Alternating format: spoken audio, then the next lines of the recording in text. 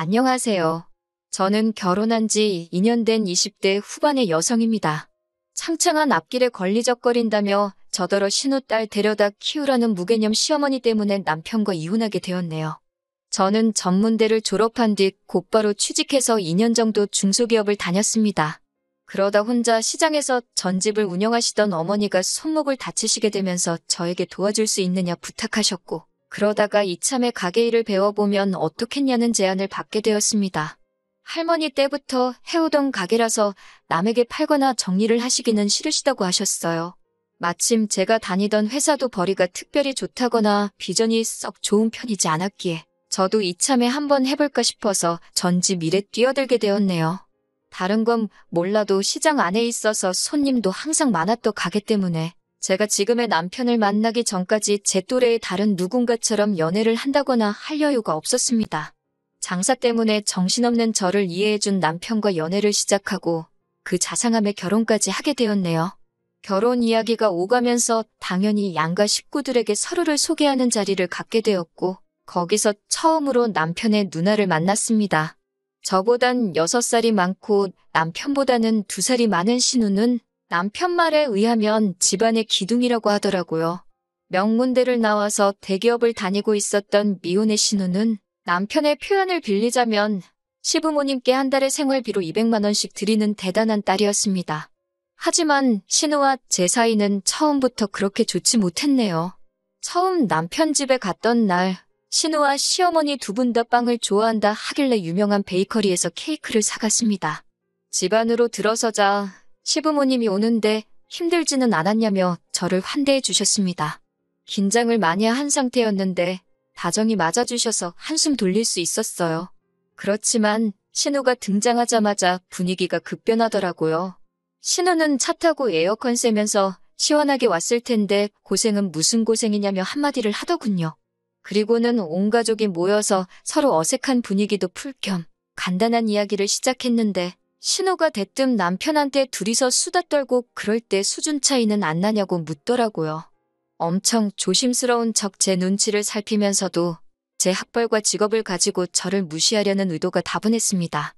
저도 당하고만 있는 성격은 아니라서 시아버지께 시어머님이랑 이야기하실 때 수준 차이 같은 거 느껴지시냐고 물었습니다. 그러자 순간 찬물을 끼얹은 듯 분위기가 가라앉았어요. 시아버지가 부부 사이에 무슨 수준 차이냐고 허 웃고 넘기시더라고요. 제가 그러니까요라고 한마디 맞장구를 치니 신우가 얼굴이 벌개져선 자긴 밥 생각 없다고 방에 홀랑 들어가 버리더라고요. 결혼 후 얼마 지나지 않았을 때는 이런 일도 있었습니다.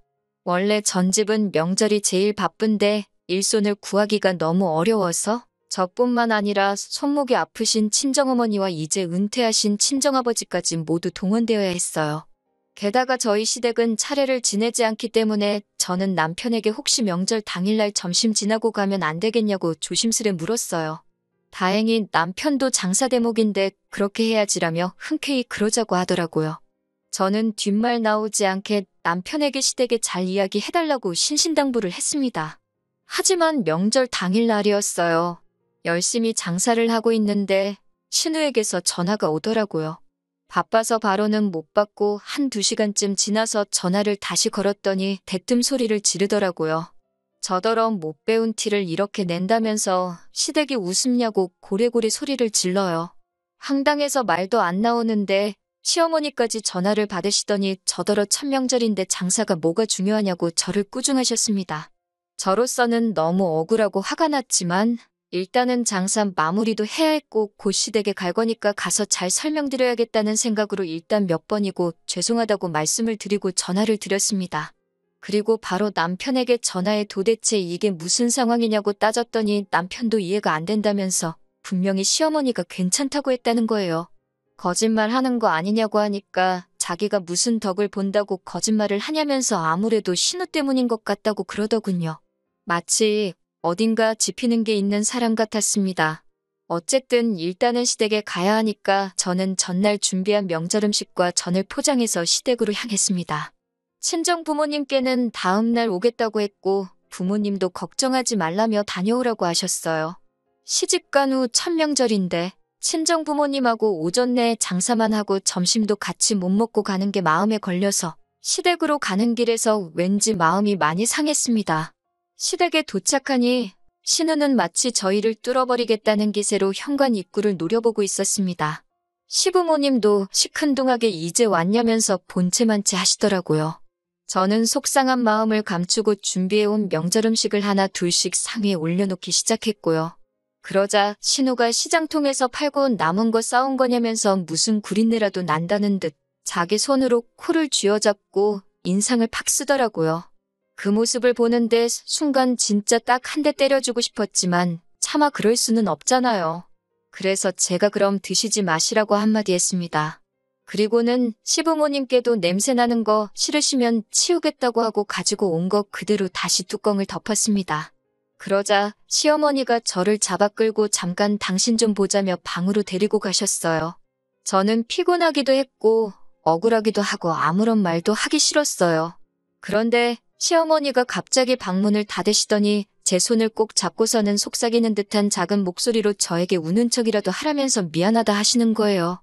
왜 이러시냐고 하니까 자기 딸이 워낙에 집 밖에 몰라서 그런다고 그냥 비위 좀 맞춰주라고 저에게 부탁을 하시더라고요. 신우 이상한 거 온 가족이 다 안다면서 속 시끄럽게 하지 말고 납작 엎드려서 지내라고 하셨습니다. 더 황당한 건 갑자기 신우 알기를 뭐로 아냐면서 네가 뭔데 늦게 오냐고 저에게 소리를 치시는 거예요. 이중인격도 아니고 한마디로 신우 눈치를 보시느라 아주 쇼를 하고 있더군요. 솔직히 말해서 시어머니가 불쌍하기도 했지만 집안이 정상이 아니다 싶었어요. 가족끼리 서로 기분 맞춰주고 배려해줄 수야 당연히 있다고 생각합니다. 하지만 시어머니의 이런 태도가 신우를 갈수록 오만방자하게 만든다는 확신이 들었습니다. 시어머니는 큰 소리를 내시면서도 동시에 저에게 그냥 분위기 좀 맞춰달라고 거의 사정을 하셨어요. 멍청한 생쇼를 한 10분 정도 하고 방문을 열고 나오니 신우가 제가 가져온 전을 뜯어먹으며 실실거리고 있더라고요. 황당하고 유치해서 어이가 없었어요. 아마 제 동생이나 친구였으면 미친모라고 욕이라도 해줬을 거예요. 남편도 미안한지 머쓱한 얼굴로 저를 쳐다보고 해서 제가 꾹 눌러 참았습니다. 말 그대로 똥이 무서워서 피하냐 더러워서 피하지 그 심정이었어요.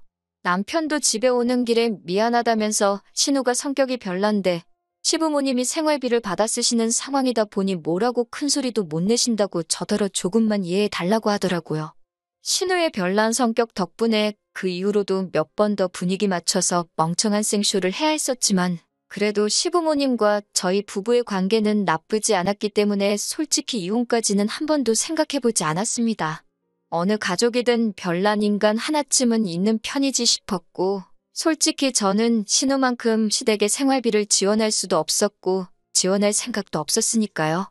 그저 나이 드신 분들이 돈 때문에 딸 눈치를 저렇게 보고 사는 게 보기 딱할 뿐이었습니다. 한 번은 시어머니가 저한테 정말 치사하고 더럽다며 하소연을 하시기도 했어요. 그래서 솔직히 뭐랄까요. 시부모님이 이해가 가기도 했고 우리는 한 팀이다 이런 생각도 했던 것 같아요. 지금 돌아보면 멍청하고 한심한 생각이었네요. 역시나 며느리는 며느리고 딸이 될 수 없었습니다. 두어 달 전 있었던 일입니다. 제가 남편과 이혼을 결심하게 된 결정적인 이유기도 했고요. 시어머니도 제가 신우랑 부딪히면 좋은 일이 없다는 걸 아셔서 최근엔 집으로 잘 안 부르셨는데 그날은 집에 좀 오라고 저에게 긴히 하실 말씀이 있다고 하셨습니다. 저는 속으로 신우가 제 흉이라도 봤나 보다 하고 크게 생각 안 하고 갔습니다. 또 그 시덥지도 않은 생쇼를 연기하는 건 이제 일도 아니었거든요. 그런데 집에 들어섰는데 신우가 웬일로 왔냐면서 저를 반겼습니다. 사람이 죽을 때가 되면 안 하던 짓을 한다더니 왜 저러나 싶어서 오히려 기분이 싸하더군요. 그렇게 저와 남편 그리고 신우와 시부모님 온 가족이 거실에 모였습니다. 평소와는 다른 분위기가 숨이 막히더라고요. 결국 제가 무슨 일로 이렇게 다 모인 거냐고 묻자 남편이 쭈뼛거리면서 일단 그동안 다 미안했다면서 이번 한 번만 더 이해해달라고 하더군요. 짜증난 제가 뜸들이지 말고 이야기를 하라고 하니 시어머니가 방에서 아이를 한 명 데리고 나오셨습니다. 4살이라는데 신우랑 완전히 똑같이 생겼더라고요. 제가 누구냐고 물으니 남편이 신우 딸이라고 하더라고요. 황당하고 어이가 없었어요. 결혼도 안 한 신우가 어떻게 이렇게 큰 딸이 있냐고 하자 신우가 갑자기 펑펑 울어버리는 거예요. 자기 이제 어떡하냐면서요. 그런 신우를 시아버지가 달랜답시고 방으로 데리고 들어갔고 저는 자세한 상황을 듣게 되었습니다. 시부모도 몰래 낳았던 딸이 있었는데 그 아빠가 사고로 세상을 떠나면서 그 가족이 애를 데리고 신우를 찾아왔답니다. 자기들은 이제 능력이 안 돼서 못 키우니까 엄마인 신우더러 알아서 하라고요. 그러면서 시부모님은 결혼도 안 한 신우가 애가 있으면 앞으로 시집도 못 가고 어쩌냐고 그러시는 거예요. 그렇다고 우리 핏줄을 어디 남한테 보낼 수도 없지 않냐면서 제 눈치를 살피시더군요. 설마 막장 드라마에서나 보던 이야기를 하시려는 건 아니겠지라는 생각이 머리에 스치는 순간 시어머니가 저를 보며 그래서 말인데 저더러 키우면 안 되겠냐 하셨습니다. 호적에 올려야 학교도 가고 한다면서 미혼인 신우 호적에 올릴 수는 없지 않냐고요. 더 화가 났던 건 남편은 이 모든 상황을 이미 알고 있었더라고요. 남편은 정말 미안하다면서 자기도 신우가 너무너무 믿고 싫지만 한 가족인데 어떡하냐고 받아줘야 하지 않겠냐고 그러더군요. 제가 잃은 신우가 쳤는데 왜 제가 뒷수습을 해야 하냐고 그러자 시어머니가 저더러 너는 잃을 게 없지 않냐고 하셨습니다. 신우는 학벌부터 직업까지 소위 엘리트 코스만 살아왔는데 그런 인생의 오점을 남겨서야 되겠냐면서요. 그 말을 듣는데 얼마나 어이가 없던지요. 남편도 시어머니 거든다고 한다는 소리가 자기는 저를 볼 때 학벌이나 직업 같은 건 하나도 신경 안 썼대요. 하지만 신우가 자기처럼 마음 넓은 남자를 만난다는 보장도 없지 않냐면서 저더러 정말 운이 좋은 여자라고 그러더군요. 도대체 무슨 개소리를 하는 거냐고 결국 제가 소리를 확 질렀습니다. 그제서야 시어머니도 본색을 드러내듯이 아니 한 가족끼리 허물이 있으면 덮어주고 그럴 수도 있는 거 아니냐면서 그럼 다 늙은 우리가 애를 키우라는 거냐고 너무한다고 그러셨습니다. 저도 이때부터는 이 집구석하고는 끝이다라는 생각이 들어서 하고 싶은 말은 닥치는 대로 퍼부었습니다.